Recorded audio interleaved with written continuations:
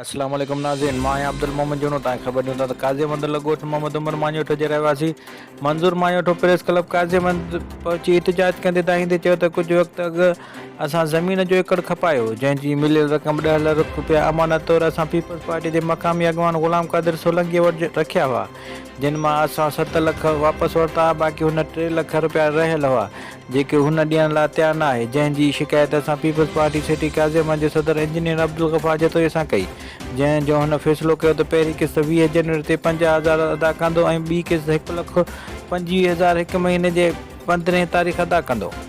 पर तारीख़ गुज़रण बैदि जॾहिं अॼु मूं हुन खां पैसा घुरिया त हुन न ॾिना ऐं धमकियूं ॾियणु लॻो। मूंखे चयईं त अगरि कंहिंखे दांह ॾिनी या प्रेस वग़ैरह कई त तोखे पैसा न मिलंदा ऐं तुंहिंजो नुक़सानु बि थींदो। उन करे हिन एहतिजाज ज़रिए Peoples Party chairman Bilawal Bhutto Zardari, Sardar Jam तमा चुनर, ज़िले सदर अली अकबर जमाली, तालके सदर अब्दुल नबी जमाली ऐं पार्टी अॻवान खे अपील थो करियां त मूं ग़रीब खे पंहिंजे हक़ लाल जा पैसा वठी ॾिना वञनि ऐं मूंखे कुझु बि थियो त हुन जो ज़िम्मेवार पीपी अॻवान ग़ुलाम क़ादिर सोलंकी हूंदो।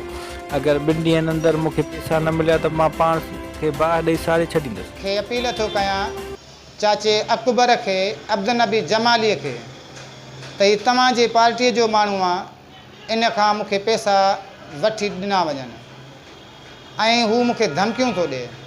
अगरि जे मूंखे कुझु थी बि पियो त इन जो ज़िम्मेवार ग़ुलाम क़ादिर हूंदो, छो त मूं हुनखे प्रेस जी जॾहिं ॻाल्हि कई त अॼु हुन ताज़ो मूंखे चयो त जेकर प्रेस कंदे त तोखे पैसा बि न मिलंदा पर नुक़सानु मिलंदो। ऐं मां इहो गारंटीअ सां थो चवां त नुक़सानु लाज़मी मूंखे ॾींदो। जेकर ॿी सूरत मूंखे 2 ॾींहंनि जे अंदरि पैसा नथा ॾियारिया वञनि त मां काज़ीमंद थाणे जे अॻियां पाण ते घासलेट आरे पाण खे बाहि ॾींदुसि। तव्हांजे पंहिंजे स्टाफ जूना मुरेदी हर क़िस्म जो AC, DC, सोलर सिस्टम बारे दस्तियाब आहे। प्रोपराइटर अर्शद अली।